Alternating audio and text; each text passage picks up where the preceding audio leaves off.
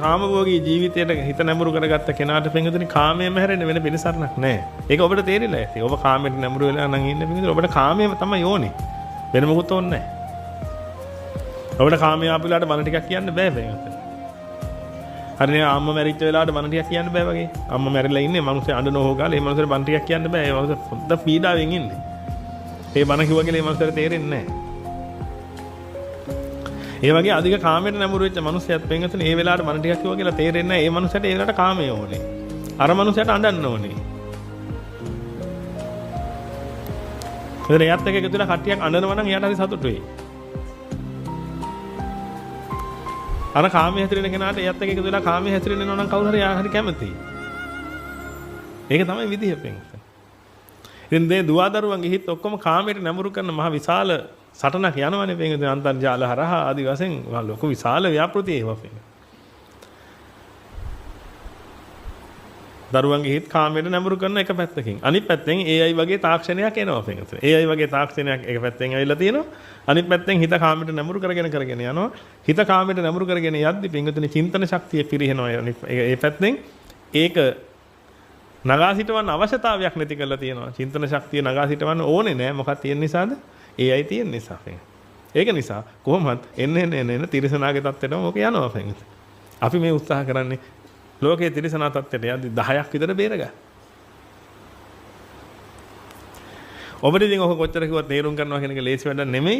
ඒකට හේතුව පින්වතුනි ඔබ ඉන්නේ ජාලයක් ඇතුලේ. ඒ ජාලය ඇතුලේ මනේ පුතා අනේ දුව කියලා මේ හැමතිස්සෙම ඒක ලං කරගෙන ඉන්නවා. නැත්නම් ඔබ බලන්න අනාගතේ එන මොට්ටයෝ විහිවේ. මොට්ටයෝ ඒ කියන්නේ බල්ලු ගානයි. උන්ට කාමයාවට පස්සේ අන්න ඒකට ඒවා තියෙනවා. ඔය සමහර රටවල් එහෙම තියෙන හොඳට සල්ලි තියෙනවා පින්වතුනි. මේ මිනිස්සුන් මම ඒ රටවල් මොනවද කියන්නේ කිව්වහම ඔබට තමයි තේරෙයි. සමහර රටවල් තියෙන හොඳට සල්ලි තියෙනවා. එන්න ගොන්නු පින්වතුනි. හොඳට සල්ලි තියෙනවා පින්වතුනි. ඉගෙන ගන්නවා කියලා මොකුත් නැහැ. මේ මිනිස්සු කාම සම්පත්තිය තමයි ඉන්නේ. කාමයේ භුක්ති විඳින එක තමයි ඒගොල්ලන්ගේ ක්‍රමය. එහෙනම් ඉගෙන ගන්න මොකුත් එහෙම ඒව ඕනේ නැහැ. ඒගොල්ලෝ කරන්නේ ඉගෙනගත්ත මිනිස්සුන් හය කරනවා. ඉගෙනගත්ත මිනිස්සුන් හය කළා ඒගොල්ලන්ට කාමයේ හදලා දෙන්න කියලා කියනවා. ඒ අදාළ තැන හදලා දෙන්න කියලා කියන මොකක් හරි. ඉතින් ඒගොල්ලෝ එල්ල හදලා දෙනවා. හදලා දුන්නාට පස්සේ අරගොල්ලෝ කාමයේ භුක්ති විඳිනවා. ඔන්න ඔය තත්ත්වෙට මේ ලෝකේ එන ගමන් තියෙන්නේ. මේ දරුවන්ට කම්පියුටරේ දීලා නම් තියෙන්නේ දරුවෝ ඔය දෙකම පාවිච්චි කරනවා. AIත් පාවිච්චි කරනවා. අනිත් පැත්තෙන් කාමයට නැඹුරු කරගන්න දේවලුත් පාවිච්චි කරනවා. ඒවා මේ අසභ්‍ය චිත්‍රපට විතරක් නෙමෙයි මේකදනේ. ඒහා සම්බන්ධ තියෙන ඕනෙම එකක්. පස්වෙනි කාමයේ විතරක් නෙමෙයි කෑම බීම දරවද මේවද ඔක්කොම මේක. ඉතින් මේ පැත්තේ හිත නැඹුරු වෙනවා. ඔබ හොඳටම දන්නවා ඔබ නිකන් හිතා ගන්න පුළුවන්ද සර් ඇල්බර්ට් අයින්ස්ටයින් හොඳ පෞල් ජීවිතයක් ගත කළා කියලා. මොකද ඔබ හිතන්නේ? ගෑනු 3-4 දෙනෙක් එහෙම තියාගෙන මේ අර කෝසල රජුරෝ කරපු ඒ ජීවිතේ ගත කළයි කියලා එහෙම හිතනවද නේද? මම නම් හිතන්නේ නැහැ පොඩ්ඩක්වත්. මම නම් හිතන්නේ මේ මේ මාසෙට පෞල් ජීවිතයක් තියෙන එකක් නැහැ කියලා. ගොඩක් දුරට. නෝන කෙනෙක් ඉන්නේ නැති. පෞල් ජීවිතයක් තියෙන හේතුවක් නැහැ මේකට. ඒ ජීවිතයක් තියෙන පුළුවන් නෝනත් එහෙමයි නා. ඒ නෝනත් සයන්ටිස්ට් කෙනෙක් නම් නෝනත් පිස්සු හැදලා වගේ හොයනවා නම් මොකක් හරි එකක්. ඊට තියරිටිකල් ෆිසික්ස් කෙනෙක් වෙනකන්. ඊ සමාන MC වර්ගයේ හොයනකොට ඩිවෝස් කීයක් වුණාද දන්නේ නැහැ. ගානක් නැහැ නේ මේකතන මේ නෝන කෙනෙක් ඉන්නවද කෑවද බිව්වද සමහරට මේ මිනිස්සු දවස් 4කට පස්සේ වෙන්නේ නාන්නේ සමහර පැත්තක් කුණු වෙලා යනකොට නේද නාන්නේ මේකතන.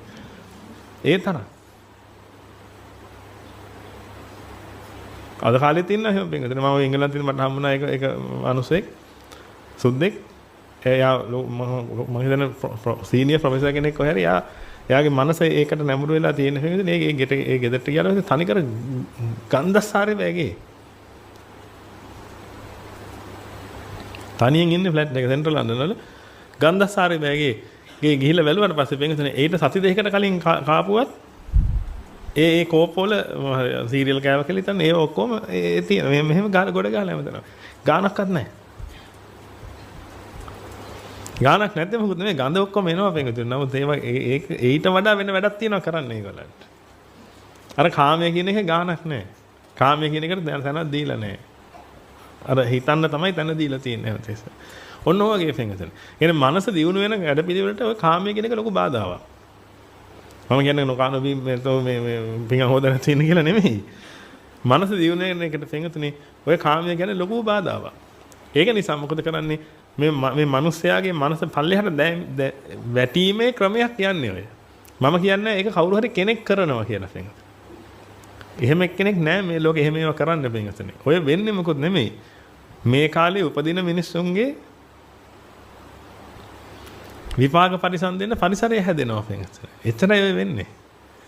ඉතින් අපි මේ උත්සාහ කරන්න පුළුවන් තරම් පින්වතුනි ඒව අපි දකින්න නිසා ඒවෙන් දරුවන්ව වෙන් කරන්න පුළුවන් ක්‍රමවේදය හදාගන්න.